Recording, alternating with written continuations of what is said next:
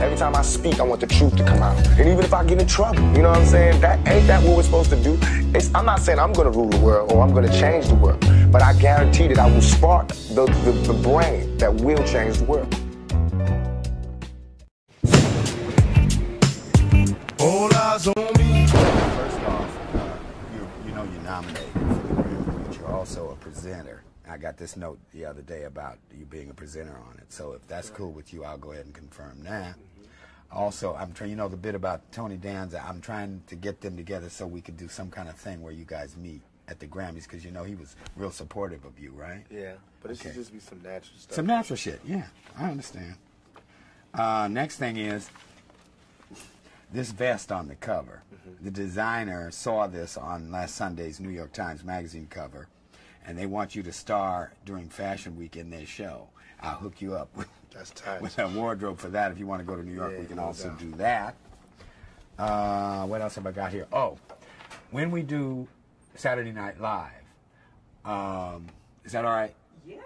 when we do Saturday Night Live next month, we rehearse on the 15th. The 16th is a free day, and then we do the show live on Saturday, the 17th of February. Lauren Hutton has a bomb show, and the 16th, it's one-on-one, and she's a real down person. I know her. She would love to have you do that on your day off in between, and we can do that while we're in New York. And it's a film show as opposed to tape, so that's something we could do. Let's see, what else? Okay, let's talk about this and see what you think about your art for your album. I just want it to be a little bit more clearer, and you told me it's going to be Xerox. Yeah, this is a color Xerox, which looks muddy. Okay. So the actual film has not been cut. When you see that, it'll be a lot better. This is just for proofing. That's good. Yeah. Put the fan club address on there. Oh, you want the fan club on there? Okay. Greg, make a note of that so we can get Tupac's fan club address on the somewhere in the booklet for both the CD and the cassette.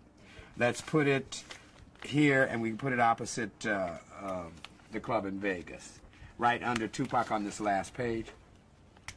We can insert that right in here. Now, you want a phone number or just an address? What do you want on It could be either or both. Okay, we'll work on that. Whatever y'all feel. Okay. Let's see. I think that's about it now. I wanted to show you the ad that we're doing for, first one of the ads that's happening for the single. Oh, yeah. That's still Ken Nahum stuff. I'm trying to keep the theme of your art across the board so it all corresponds with what the CD is like. It's tight, right? That's tight. Nice little ad. Yeah. Camera nods, yes. Okay.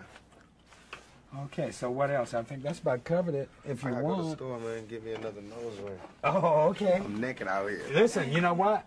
When the album come out, you know what? When you get the chips, you know what Papa G want. What? You gotta take me for this. Yeah, no, and I'm gonna get my first tattoo. I'm gonna get you a chair with the. It's ridiculous. I know, It's but death row, man. that's all we doing here is work. You know what I'm saying? You know what? Okay.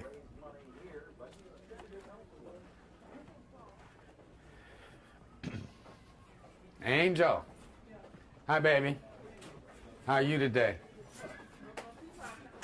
Huh? Working on Tupac, huh? Angel, my love, how we doing? We just about got finished with it, huh? Yeah. This is my buddy Angel. Angel is head of all the production here. This is BET. BET Angel. Hi. Yeah. So it's looking really good. It looks real well. I think you did a beautiful job. Oh, thank you. Thank So you we're going to get a help. final print. Tupac looked at it. We were doing something there. Tupac said, "Oh, this is nice, Papa G, but it's kind of a little muddy." I said, "Look, this is a Xerox. We're not ever going to show you in that light." He said, "Oh, well, then it's the bomb." So he likes it? Yeah, he likes Good. it. Yeah. So I have found a color for you and shoot to look at tomorrow. Oh, tomorrow we'll have Tomorrow it. morning. Okay, cool. Okay. Thanks a lot, babe. Take care. See you a little later. We'll talk. Hey, what's up? Okay, how you doing today?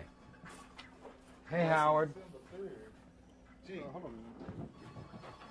going on, guys? Hey, sweetheart, I came down there with Tupac, and you I were... know, that's what Gretchen said.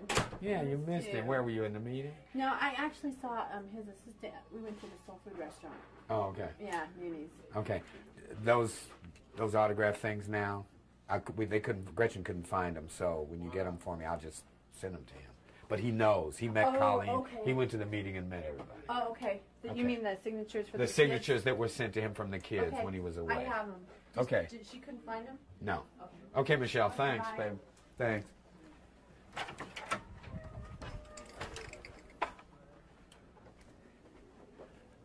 Go back in. We have all these ways of going in and out. Buzz me in, Tony. Was your hands in Vibe? Yeah. Remember the hand that No, has... Those are Suge's hands. Wow. Yeah, that one. I present and... All right, great. Good. Yeah, congratulations on the nomination. Thank you. That means a lot. Your life has changed dramatically in the last 3 years, and then particularly in these last 3 months. No doubt. Okay? Yeah, not lying. It has been a big difference. What's it mean to you, especially these last 2-3 months of your life? It is a good reward for the patience of being in a maximum security penitentiary. You know, all the times when I could have acted up, or all the times when I could have went one way and I was like, I know this ain't forever. I'm going to just ride this out, and I know it's going to be my time again.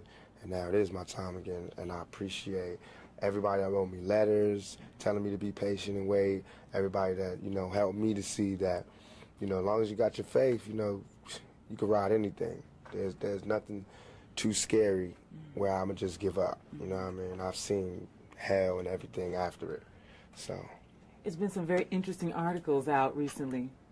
This man here is responsible, Papa G, getting a lot of press out about you all. Let me ask a comment about one of the things that I read. Certainly you're here at the family now. You all call this a family. Mm-hmm. What's it mean for you to be here with Death Row? It means that I have to give my 110% so that all the rappers under me can give their 110%, so that everybody else, all the peer rappers like the Dog Pound or Snoop, to give their 110%, should give his 110%, Papa G give his 110%, and that's what makes Death Row Death Row. That's what makes us have record-breaking album sales and things like that, is we give 110%. So for me, it's good. It just means that, you know, I'm somewhere where if you're persistent and efficient, you get rewarded. And that's what everybody wishes for. Your focus seems clear. I think, like you said, being in maximum security, certainly there's a lot of things for one's head and one's focus and desires and dreams.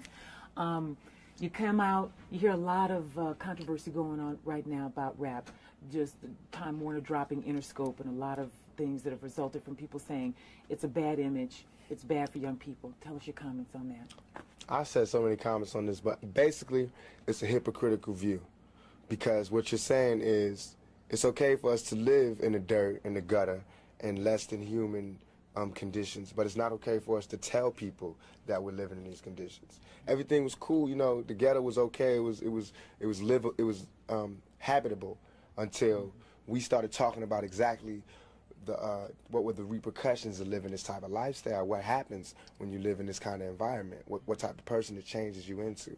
Now all of a sudden it's like you can't talk about that. But this is what we live in.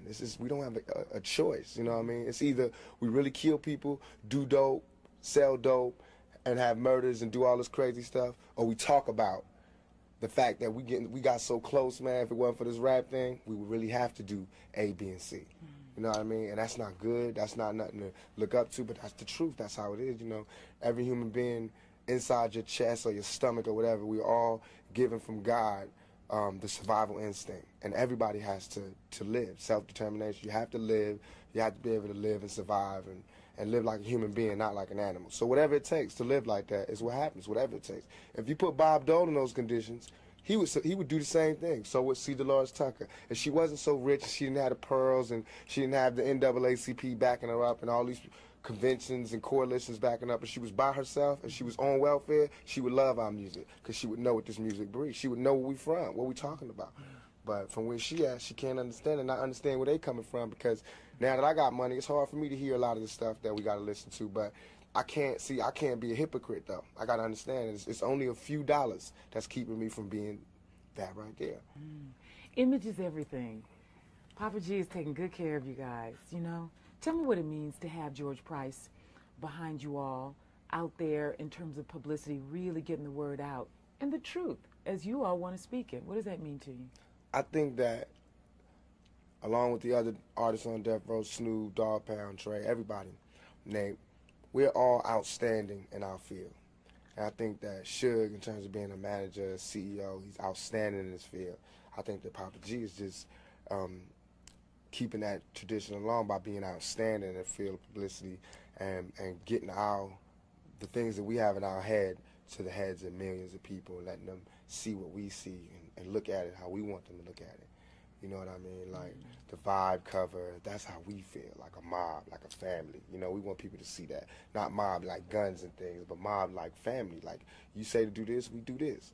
And like with the New York Times cover, that's like the ghetto coming home picture, you know what I mean, with the cash and all of that. Every time somebody come out of jail, they got to take those kind of pictures. They got to get their humanity back from all the days they had to bend over and have some man looking in they, you know what I mean, for all the times they had to strip naked, for all the times they had to cut their visit short and couldn't hold their girl and couldn't kiss their girl. Now you get to floss like that, you know what I mean. Now you get to act like that. And it's not because I'm going nanny to other people. It's because I'm doing this for the guards. You know, for the people who thought I was guilty, for everything, for all the people who didn't believe that it could come to this point. I mean, look, they could shoot me 5 times, call me a rapist, and throw me in jail, and I'm gonna bounce back. I'm not gonna give up. You know what I mean? That shows the resilience of a young black male and a death row inmate in particular.